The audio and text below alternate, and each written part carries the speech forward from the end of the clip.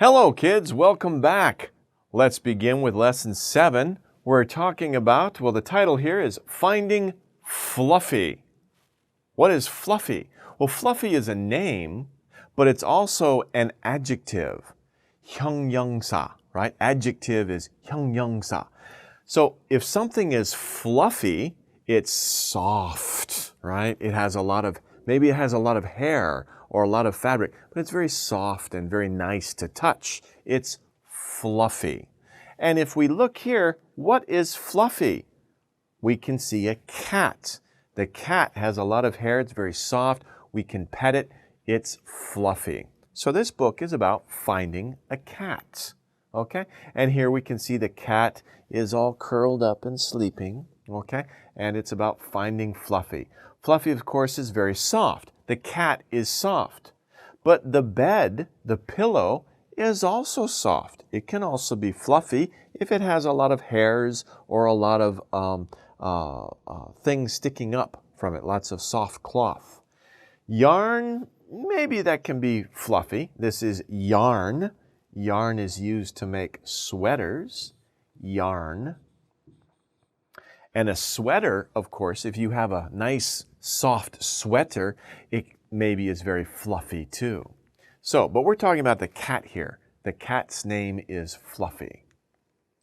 Now, what happened? What's the story? We have two people in the story. We have a sister and a brother. Okay, they're in the same family. They're brother and sister. And they're playing outside. Let's read. His name is Leo. Her name is Lucy. Leo and Lucy were playing outdoors. Outdoors, same as outside. Maybe in their backyard, maybe in the street by their house. Okay? They heard a cry. A cry. A cry can be somebody calling for help. Help! Help! That can be a cry. But it can also be a noise like that. Now, people or animals will make a cry. Here, look at this cat. Does the cat look happy? The cat looks sad. The cat looks lost. The cat looks afraid. So maybe it made a cry. They heard it. So Lucy says, "Look, Leo," said Lucy, "there is a fluffy white cat under the steps." Under the steps. There are the steps to the door, and there's a cat hiding under the steps. She's afraid. She's lost, so she's hiding under the steps. Let me point something out here. There are a couple of words before cat. Cat is the noun, right? We're talking about a cat. How many cats? One cat. So we say a cat. A cat, one cat. Then we have two more words, fluffy and white. Fluffy and white. Fluffy is our adjective, right? It's our descriptive. It's what kind of cat is it? And then we have another adjective that tells us the color of the cat. Remember this, when you put two adjectives in front of a noun, one of those adjectives is color. The color always goes next to the noun. And then the other adjective that describes it, you put it before the color. So for example, a big black cat. Okay? Here we have big. That describes it. What kind of cat, right? The color. It's a black cat. So the order is big black cat. Okay? So, one more example. Think about a puppy dog, right? A puppy dog is cute. Let's say the color of the puppy is brown.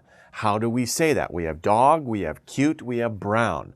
We would say cute, brown,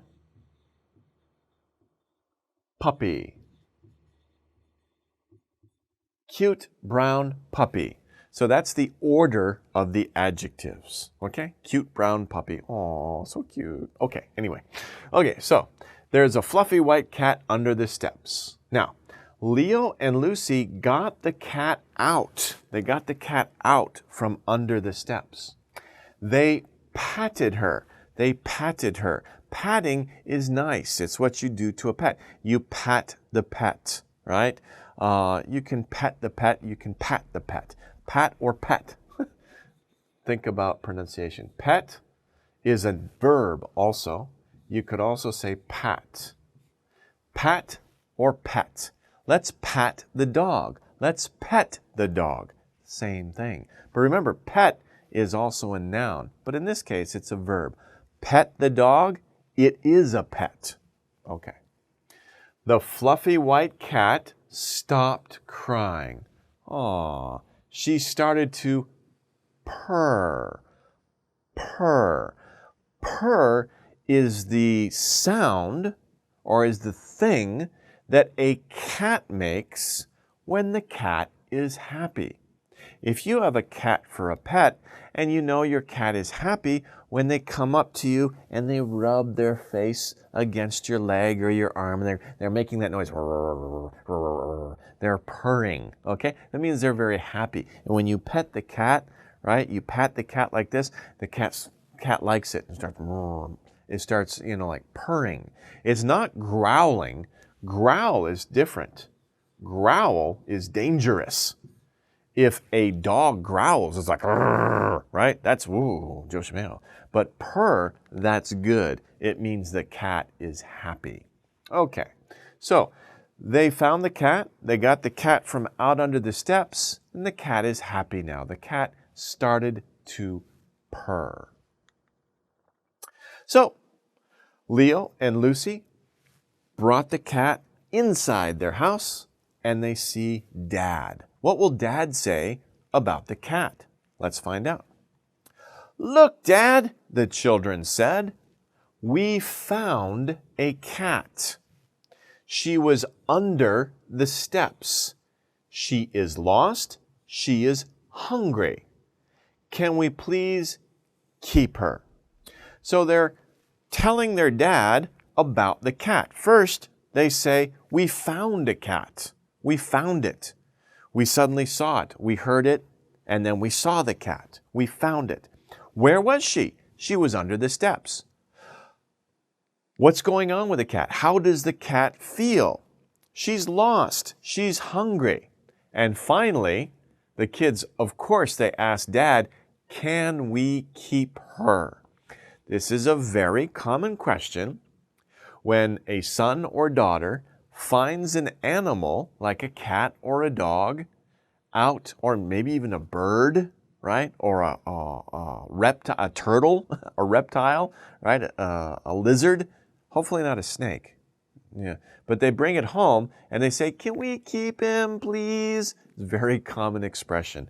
Can we please keep her? Or can we please keep it? Or can we please keep him? Okay, Dad looked at the cat. Dad sees something. Dad looks at the cat and he sees this. What is that? He says, this cat has a collar and a name tag. This red band here, this is a collar. This is the collar.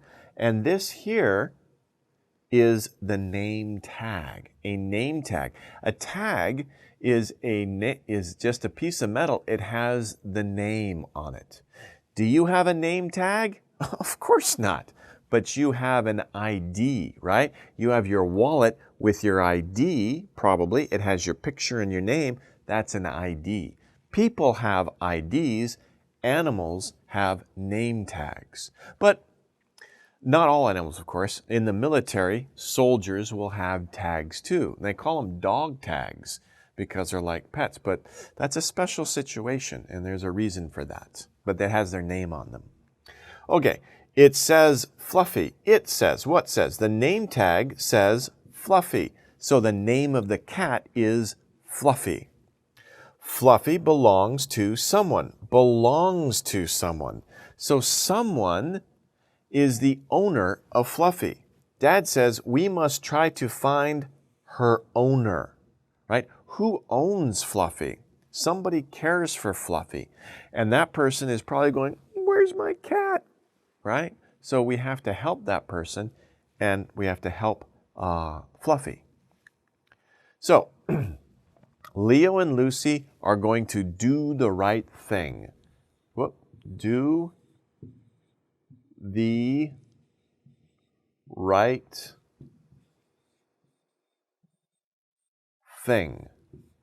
That means do what you are supposed to do. Help people. Don't do the wrong thing. Don't be selfish. Don't be mean. Be kind. Be generous. Be a good person. Do the right thing. They're going to try to find the owner. Leo, let's make a found notice. A found notice, Leo said. A found notice is a notice that says you found something. Found pandero, what's the opposite of found? Opposite of found is lost. Lost. So, if you find something, you make a found notice. But if you lose something, you make a lost notice. Okay? So maybe Fluffy's owner is making a lost notice. But they found Fluffy, they're making a found notice. We can put it in the store. Okay, so Leo says we can make a found notice, we can put it in the store. Many people go to the store. Maybe the owner will find that notice and say, "Oh, my cat, it's found, yay."